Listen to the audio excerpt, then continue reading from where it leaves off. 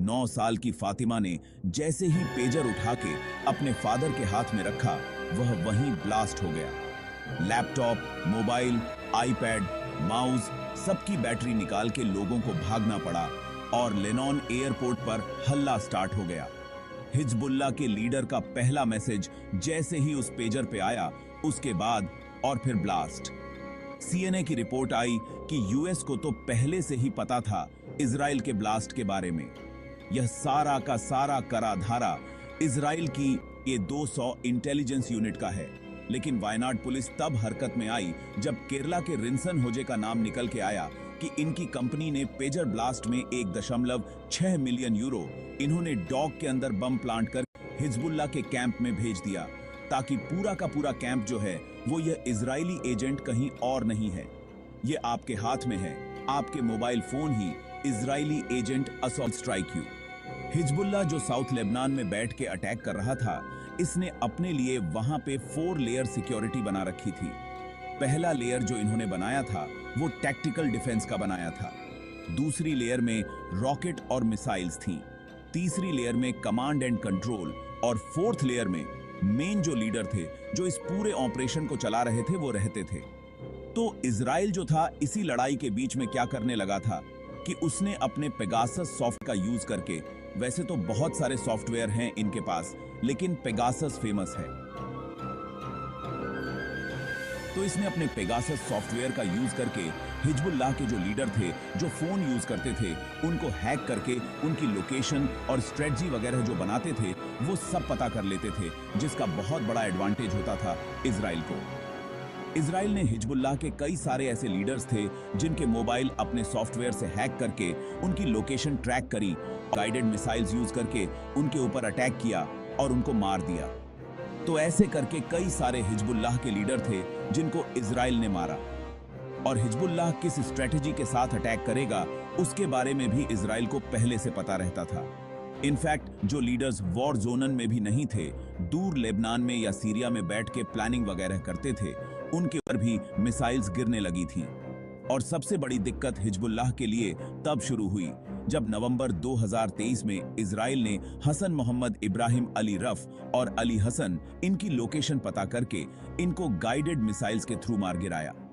और यह सारी चीजें बहुत ज्यादा शुरू होने लगती हैं।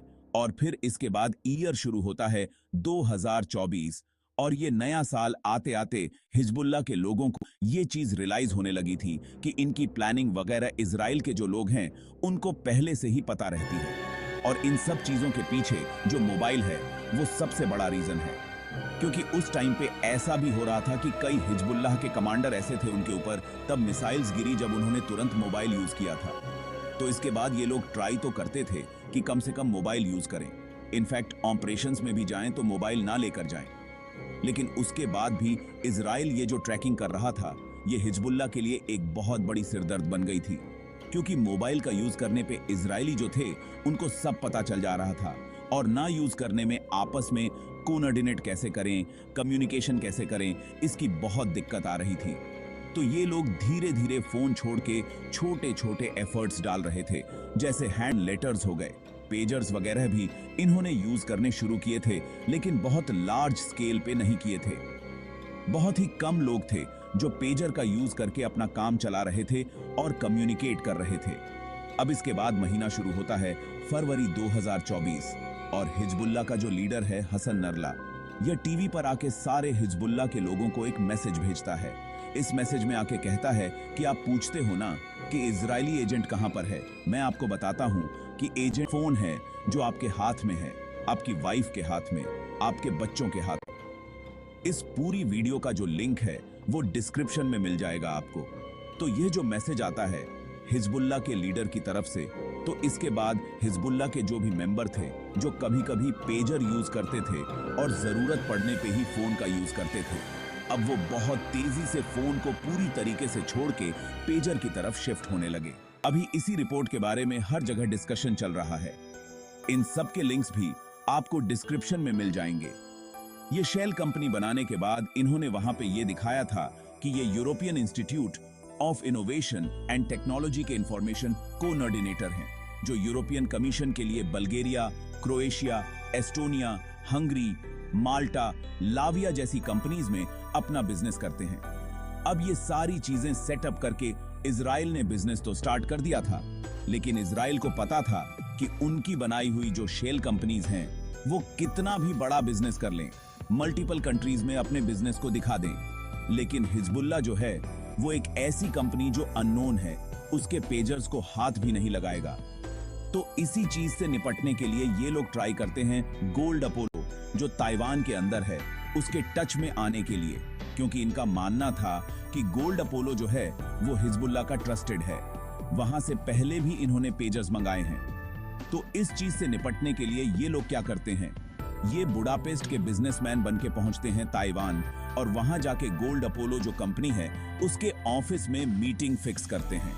मल्टीपल डिस्कशन होते हैं वहां पे और उसके बाद ये गोल्ड अपोलो को एक एग्रीमेंट के लिए रेडी कर लेते हैं, जिसमें ये था कि गोल्ड अपोलो जो है इजराइल की ये जो बीएससी कंसल्टिंग है इसको अपना नाम और ब्रांडिंग यूज करने देंगे, जिसमें यह था कि बीएससी कंसल्टिंग जो है वो अपने खुद के 924 जो पेजर डिवाइसेस हैं वो खुद ही बनाएगी, सब कुछ खुद ही करेगी। बस मॉडल के ऊपर गोल्ड अपोलो को लिमिटेड जो है उसके स्टिकर वगैरह लगाएगी, यानी कि ब्रांडिंग वगैरह करके उसको आगे बेचेगी। लेकिन गोल्ड अपोलो को बिल्कुल भी आइडिया नहीं था कि ये इजराइल की बनाई हुई शेल कंपनीज हैं। और ये जो पूरा एग्रीमेंट वगैरह हुआ था बीएससी कंसल्टिंग और गोल्ड अपोलो के बीच में, इस पूरी डील के लिए यह फिक्स हुआ था कि बीएससी कंसल्टिंग अपने प्रॉफिट में से शेयर भी देगी और साइनिंग बोनस की तरह भी कुछ पैसा दिया जाएगा। ओवरऑल डील बहुत बढ़िया थी, तो गोल्ड अपोलो मना नहीं कर पाता है और वो एग्रीमेंट साइन कर देता है।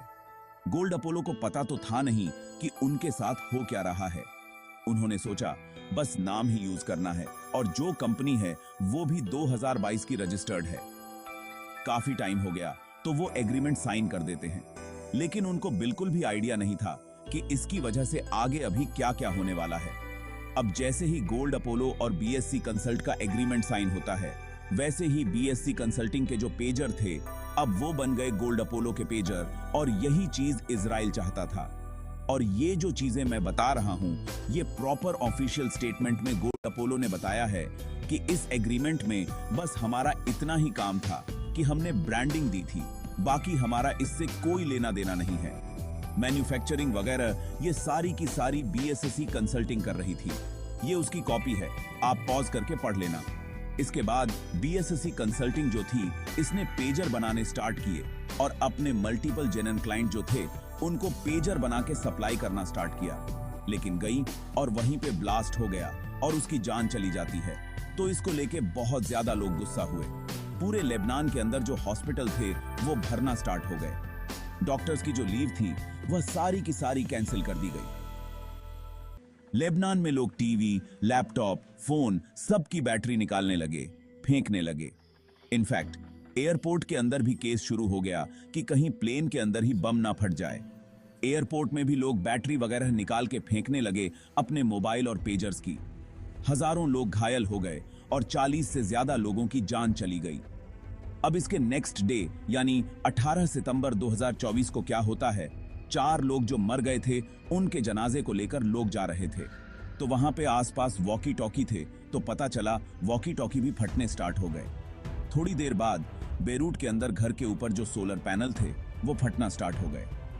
अब लोग यहां से और ज्यादा डर गए कि अब नेक्स्ट क्या फटेगा। टीवी, टेबल, फ्रिज, हर एक चीज को लेकर लोग डरने लगे कि कब क्या फट जाए, किसी को कोई आइडिया नहीं। लेकिन सबसे ज्यादा हैरानी तब हुई जब mastaba Amani, Iranian ambassador to Lebon, इनके पास से भी पेजर निकल जाता है, वो भी इंजर्ड हो जाते हैं। फिर इसको लेके भी बोला जाने लगा कि हिजबुल्लाह के जो पेजर हैं ये ईरान के एम्बेसडर के पास क्या कर रहे हैं। अब जब ये वॉकी टॉकी फटने स्टार्ट हुए तो इनका भी पता लगाया जाने लगा कि ये हो क्यों रहा है। तो पता चला कि ये आईकॉम कंपनी के IF-24 वाले मॉडल हैं जो कि जापान की कंपनी बनाती है। तो इसको लेके तुरंत जापान की कंपनी से भी स्टेटमेंट आ गया कि ये जो वॉकी टॉकी के मॉडल हैं हमने 2014 में ही बनाने बंद कर दिए थे। तो ये कैसे फट रहे हैं हमें भी कुछ आइडिया नहीं। अब जैसे ही ये इंसिडेंट होता है तो इसको लेके अलग अलग थ्योरी आने लगी, लेकिन सबसे ज्यादा हैरानी वाली बात थी वीडियो बेस्ड टेक्नोलॉजी को दूर से बैठ के कैसे ट्रिगर किया गया। लेकिन इसमें सबसे ज्यादा जो बात हो रही है जिस थ्योरी की, उसमें यह कहा गया है कि दूर से बैठे बैठे इन डिवाइस में एक एन्क्रिप्टेड मैसेज भेजा गया, जिससे मेमोरी फुल हुई और जो चिप थी उसको पहले से ही उसमें ऐसी प्रोग्रामिंग थी कि वो हीट करने लगेगी।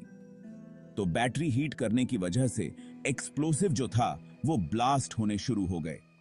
ये एक थ्योरी बताई गई, लेकिन एक्चुअल में हुआ क्या ये पता करना बहुत ही मुश्किल है, क्योंकि कोई भी कंपनी या कंट्री कभी भी एक्सेप्ट नहीं करेगी कि उसने हिजबुल्लाह को जानबूझ के या गलती से या किसी भी केस में पेजर दिए हैं, क्योंकि हिजबुल्लाह को मल्टीपल कंट्रीज ऑलरेडी आतंकी ऑर्गेनाइजेशन डिक्लेयर कर चुकी हैं।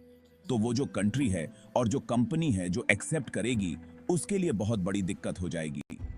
इनफैक्ट हिजबुल्लाह खुद भी ये चीज डिस्क्लोज नहीं करेगा कि उसने कहां से मंगाए थे ये पेजर, किस सीक्रेट चैनल का यूज करके डिवाइसेस मंगाए थे।